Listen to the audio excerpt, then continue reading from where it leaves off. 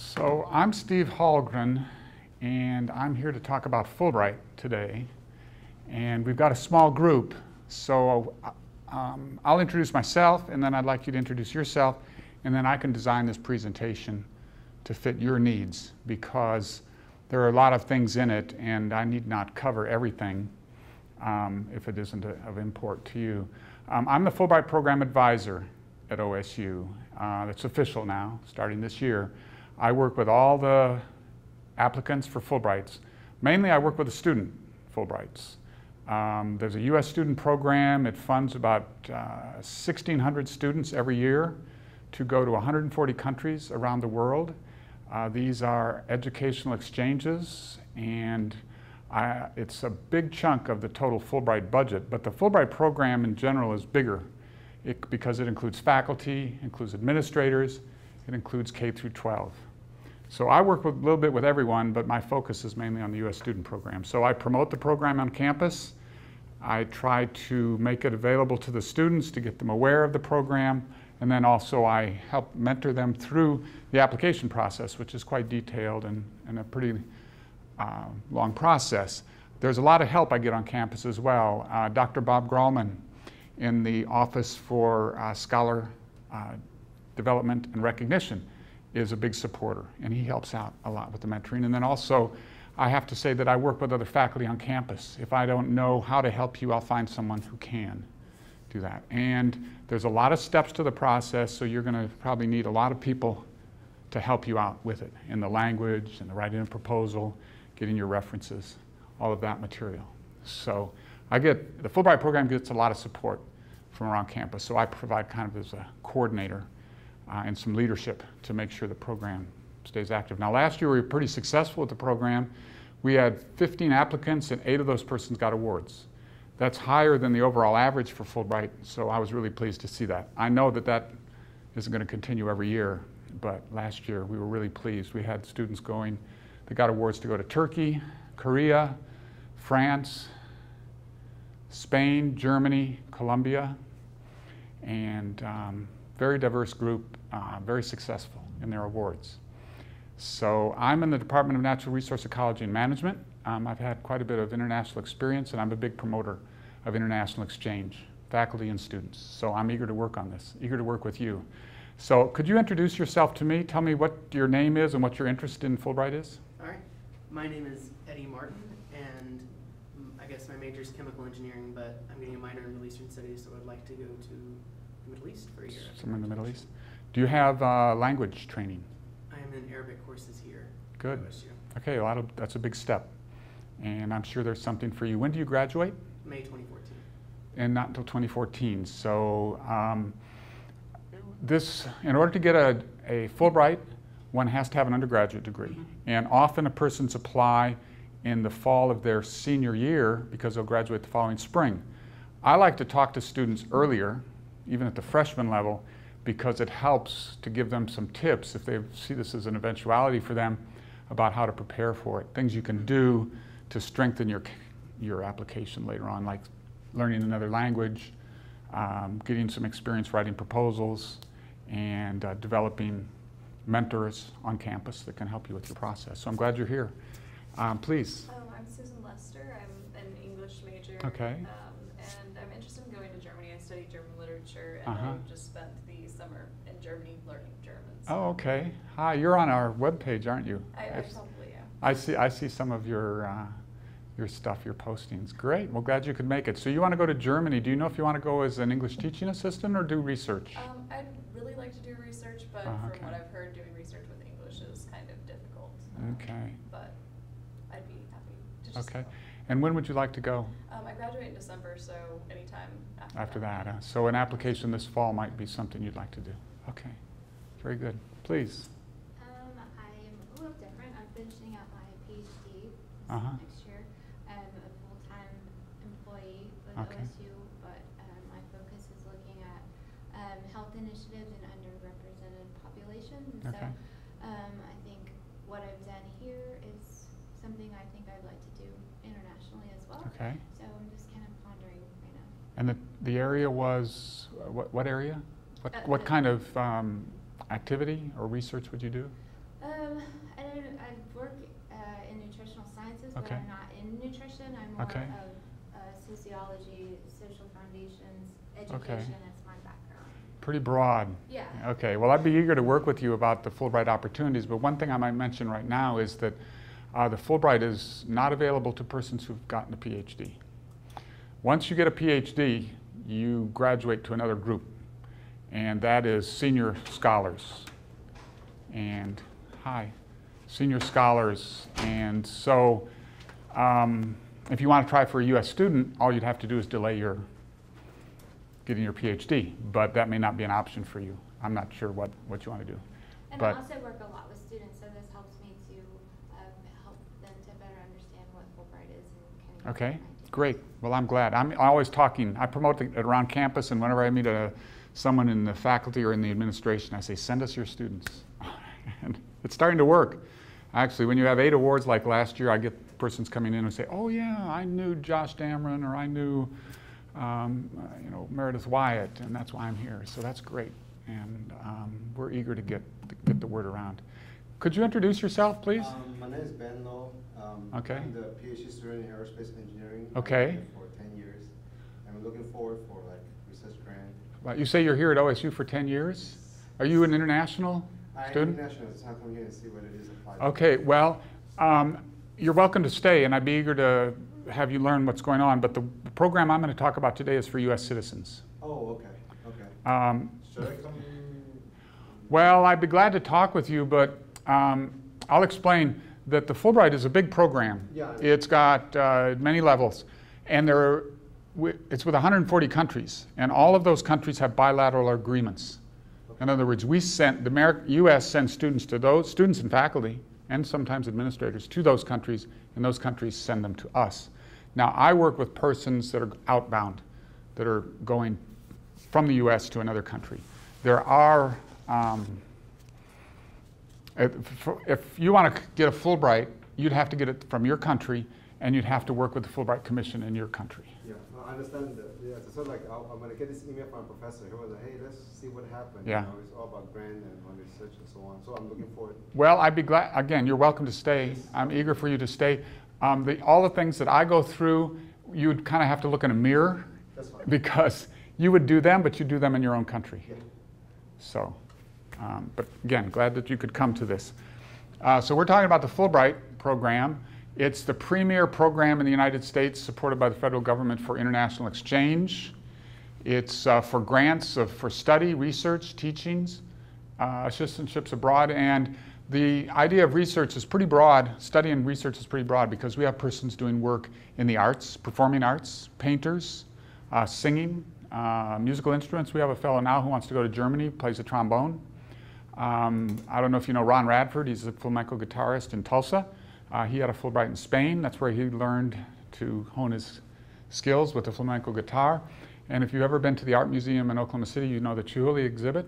And he had a Fulbright in Venice in 1968 in, of course, glass blowing and working with glass. But a lot of persons here. Aerospace Engineering is a great program. It's easy to imagine a kind of a research program that you could do there. But English is also, this program is meant to embrace all disciplines and all interests. So it's attractive for students. I mentioned you have to have an undergraduate degree, you not have a PhD. It is the U.S. State Department sponsored. They have the final say on everything.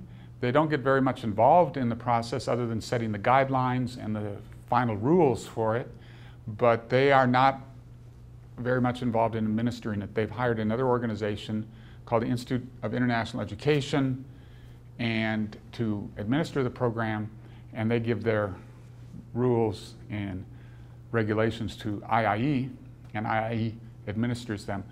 Again, though, I mean, if you want to know the truth of it, this group has to finalize every awardee, and then all the process, approve all the process in screening grantees and selecting them.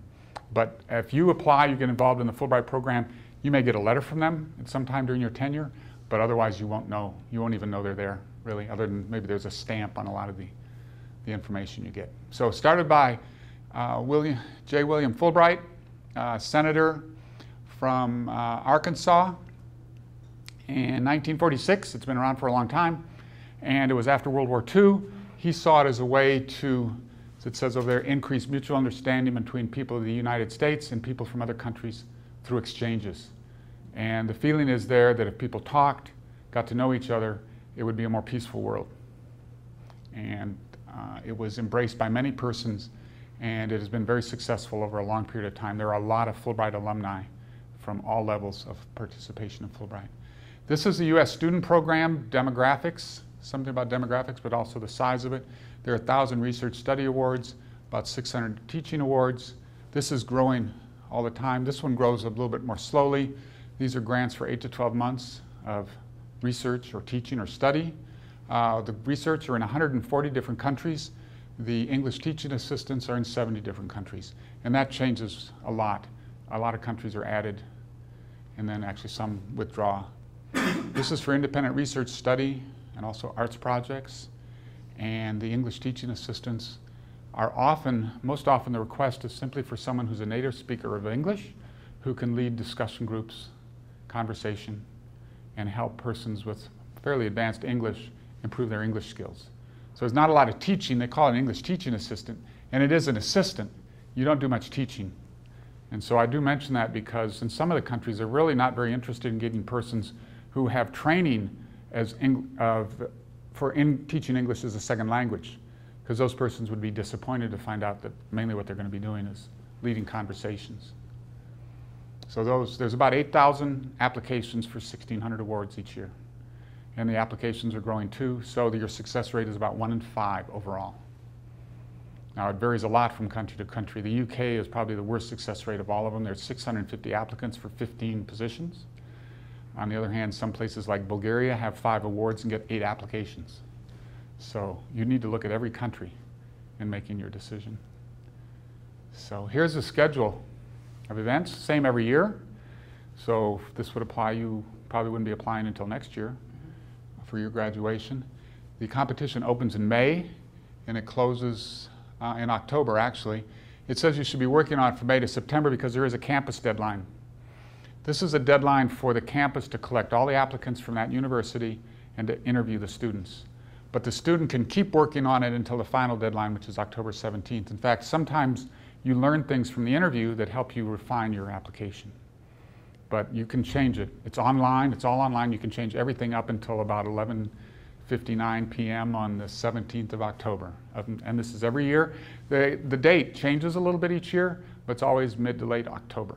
And there's always a campus deadline to get the applications as complete as possible so we can interview the applicants. The interview that takes place on campus is strictly an interview where we give the applicant a score of 1 to 4. 1 is outstanding, 4 is not quality, probably not recommended for funding, but all the applications are sent forward because they're going to go through another screening at the national level. This is the first level of screening. Applications are due October 17th. In November and December, they're screened by national screening committees. And this cuts the number of applicants down from 8,000 to probably somewhere around 2,000. So 2/3 of them are eliminated. So in late January, actually, all the applicants will get a letter that says recommended or non-recommended. Non-recommended means it's over. Recommended means that the applicant will go on and the application will be sent to the host country.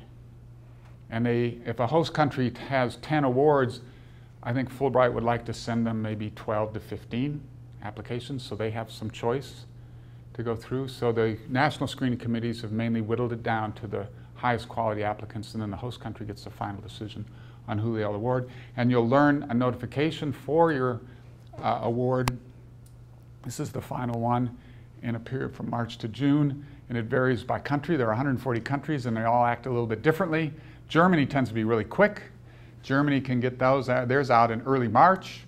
The 2 applicants going to Turkey this year didn't learn until June. So I tell everyone, you should have other plans. First off, you may not get a Fulbright, and otherwise, you do need to have some options. It's always better to have a few options for you to choose from. And Fulbright would be a great one to have. But you should be, if you're applying to graduate school for jobs or medical school, I'd keep those things in mind. So eligibility, you have to be a U.S. citizen for the program that I'm talking about.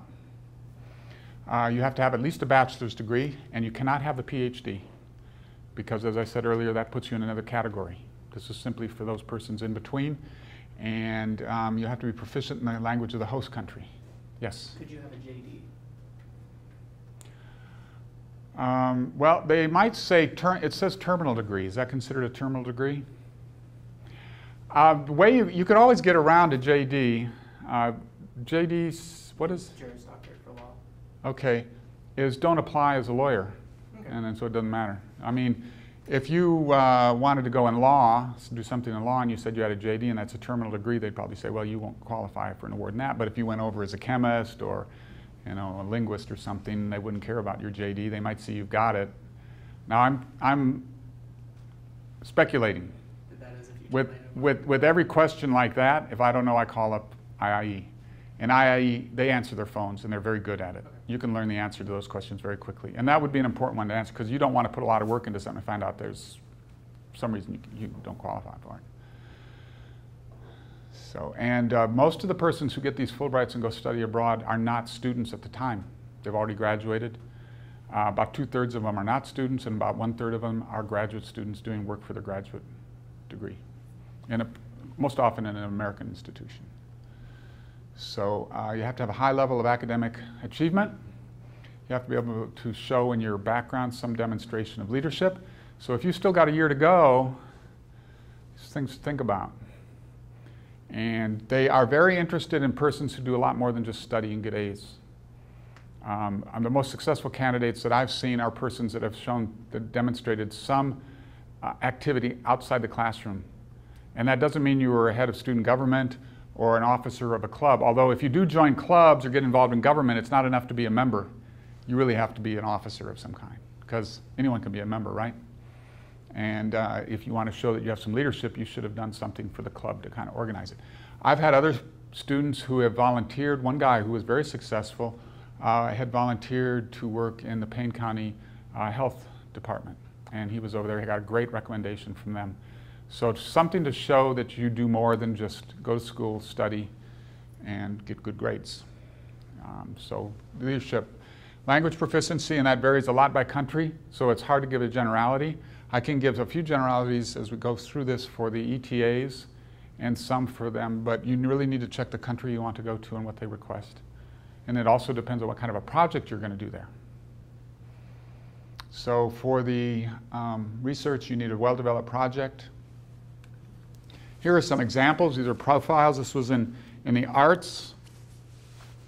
A woman who went to India as a filmmaker and explored the history and future of a real small Indo-Jewish community from our ancestry. She's written some books. She probably used this Fulbright experience to gain the knowledge she needed to write her books. Here's one of our own, in a sense that this guy came from OSU. He was a graduate student, in fact, undergraduate, and became a graduate student in the Plant and Soil Department in agriculture at OSU. He got an award to go to Mexico in 2010 to 11. He was working with handheld devices to detect nitrogen levels in the crop, because nitrogen is a limiting element, and you want to add nitrogen to get a good crop, but you don't want to add too much, because then it gets in the groundwater and washes off and causes pollution, and it's also expensive. So this device, there's a big device that you can buy that costs thousands of dollars, but they've recently developed this handheld device, and his question was, can this device be adapted to the crops and the field conditions in Mexico? So he got a year to award to study this, included in his master's research. Yes? How much is the award that we're talking about here? How much is the award? Yeah, the amount. Yeah. That's a stipend. You get health insurance. You get all your travels paid for. Essentially, you won't have any cares for money while you're on the thing. You're not going to get rich, but you'll do very well. We had an awardee, I forgot to mention, a young woman who was going to Sierra Leone, and she told me the size of her award and said it was probably about 10 times what it cost to live in Sierra Leone. So I don't know why there's such a big discrepancy there, but she felt like she would live very well on the stipend she got. It's expensive to travel, though. Yes. So you need to know that. But This wouldn't be successful if they didn't give awards that were sufficient to live on. And another one of our own went to Germany, again in 2010-11. Brandon McVeigh, working in finance, he was very interested in studying the question of the European response to the fiscal crisis that we were hit with a few years ago, why the European response was slower, and what were the repercussions of that. And the Germans loved him. He had a great setup there. They showered him with all sorts of financial support and even gave him a couple of, or 2 or 3 PhD students to work with him to help him accomplish his project. Germany is an excellent place to go. They love to get persons in academic positions, and they give them a lot of support. A young woman who went to Spain in the humanities, working in anthropology. And another young woman, there's an MTVU award for those interested in music. This woman was working in hip-hop therapy. Then there are the English teaching assistantships. New countries are added every year.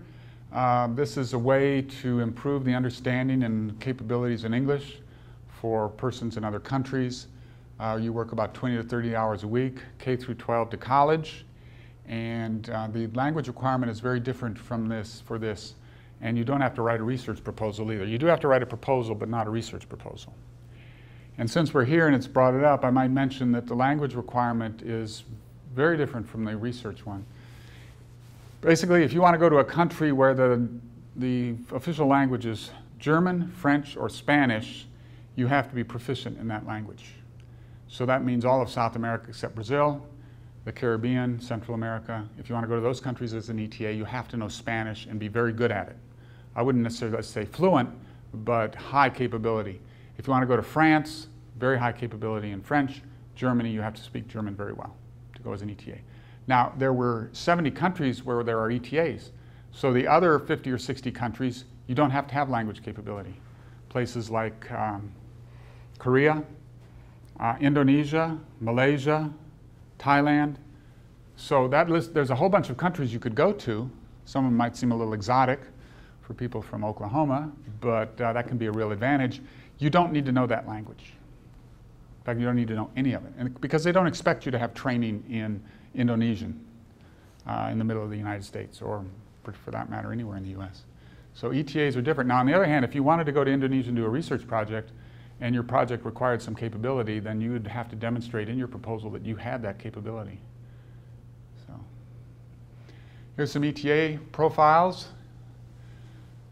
Christy Milliken went to Indonesia, 2008 and 9. This got her going in her career. After her tour in Indonesia, she stayed in Southeast Asia for about a year, working with the State Department in refugee problems, helping administer those programs and oversee them. And then she came back and went to George Washington University in law school and is currently working as a law clerk in Washington, D.C. I might mention here, since I got to work with her quite a bit on this, is that the ETAs have to have a side project, because you notice they work for 20 to 30 hours a week teaching, but what are they going to do on the side? And Fulbright is looking for persons who will be good ambassadors, those who will make an impression on the country about what Americans are, what America is all about. Her side project was to explore the fusion of jazz saxophone with gamelan.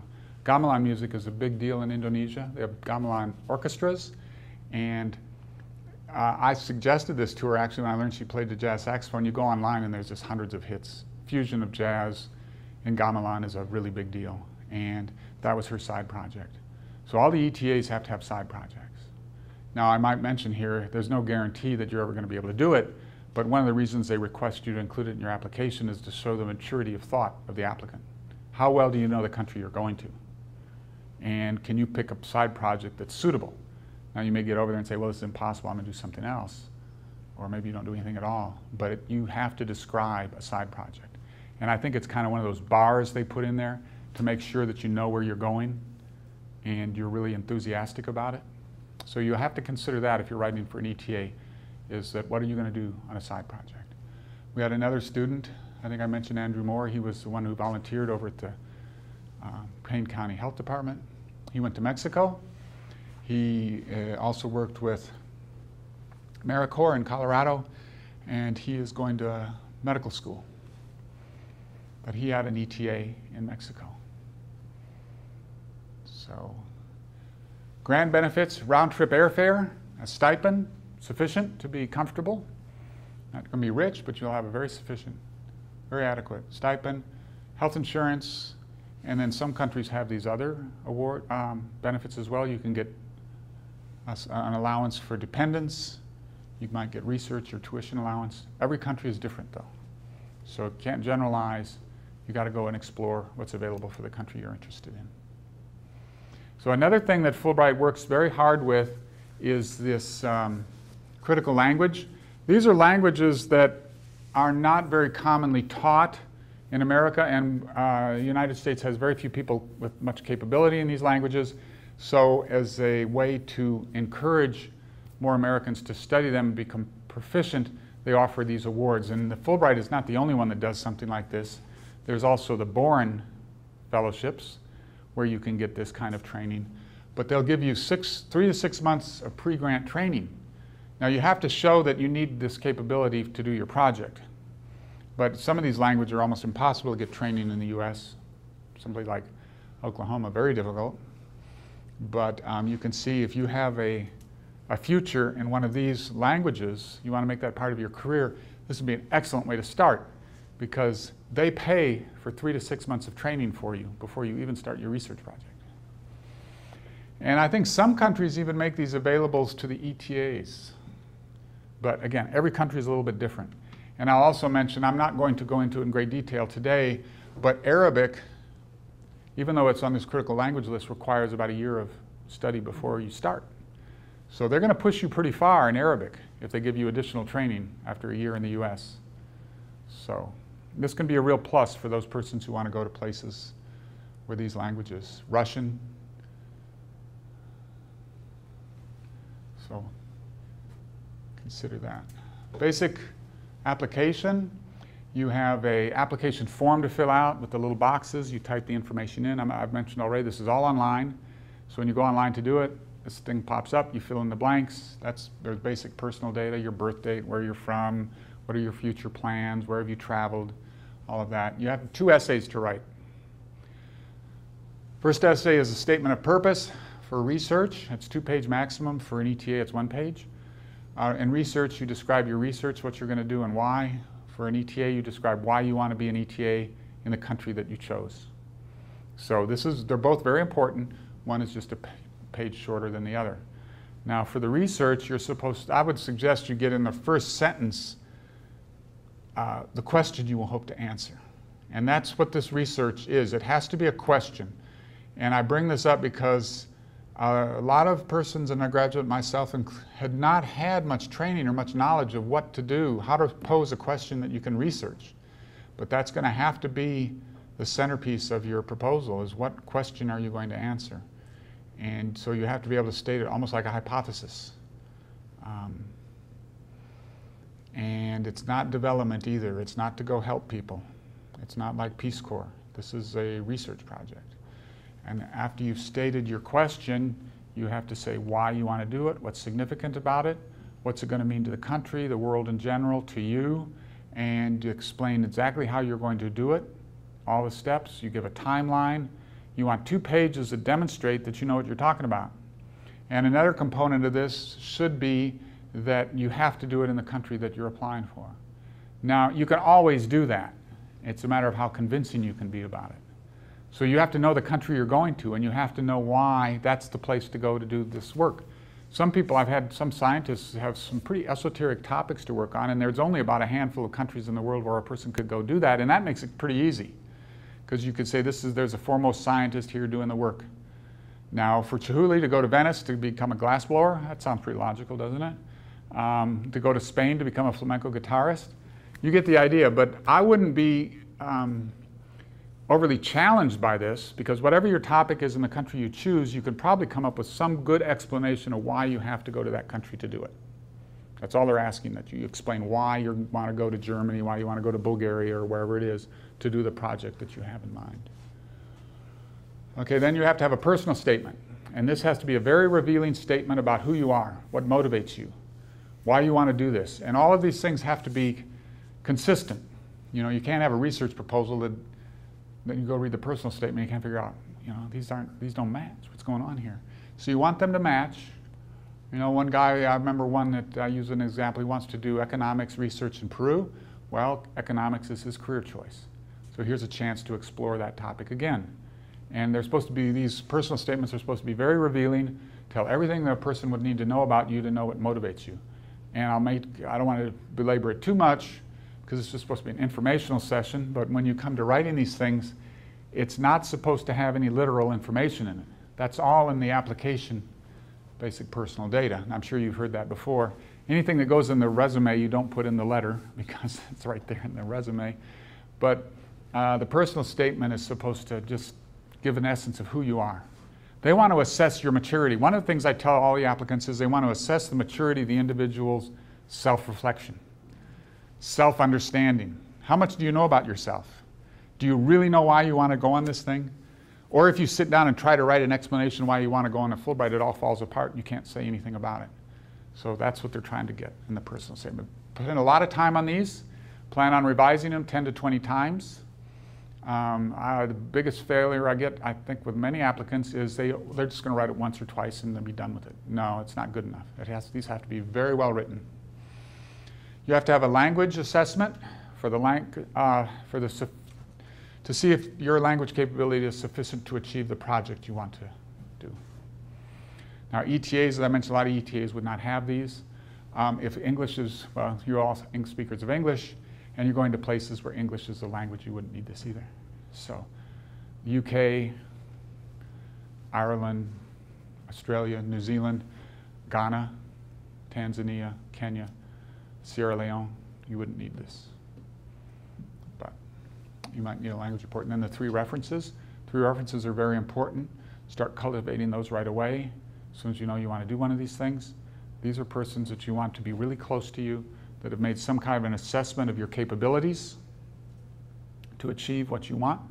They're supposed to speak to your academic credentials. So pick them carefully for that. Persons with titles, persons with academic positions, persons that know how you perform academically. It's not to attest to your character, that's assumed. It's to attest to your capabilities in an academic realm, or your capabilities to teach English. Do you have not just the language capabilities to teach and a little bit of experience, but the personality to do it too. And that's what they're going to write about. Pick these carefully, get to know them well. I tell the students, most faculty are very eager to get to know their students in situations other than in the classroom.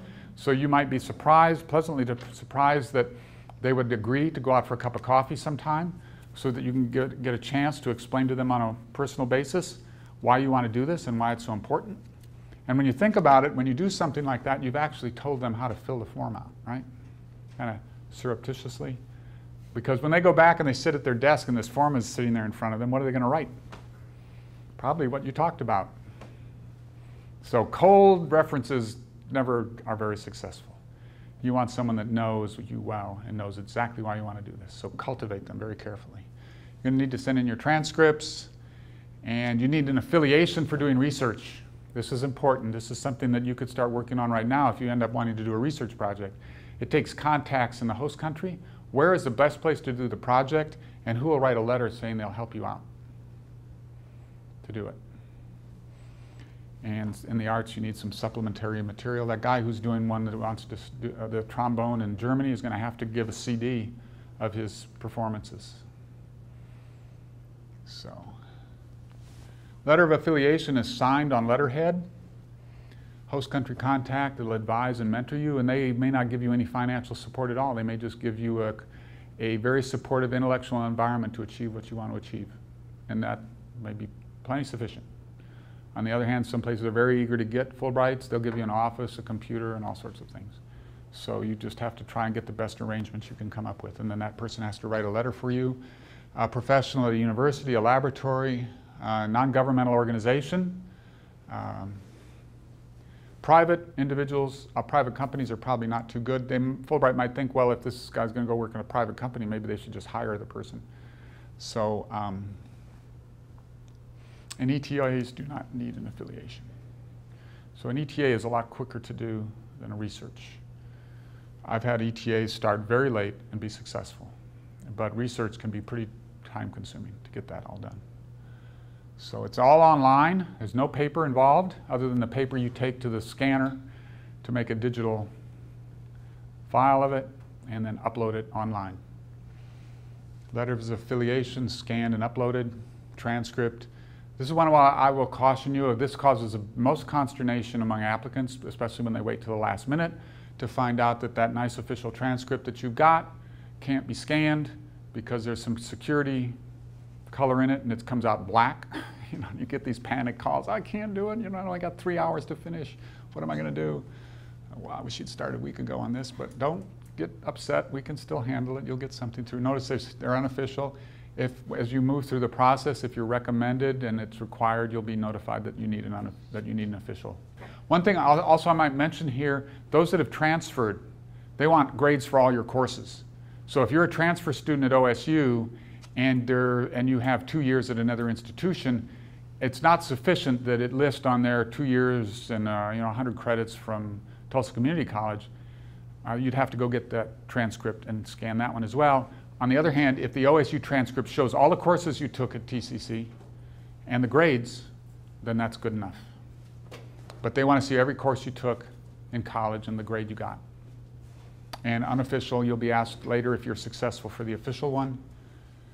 And you should go through your university. And I also work with students who have graduated. Last year, 3 of our awards went to students who graduated 1 to 3 years ago.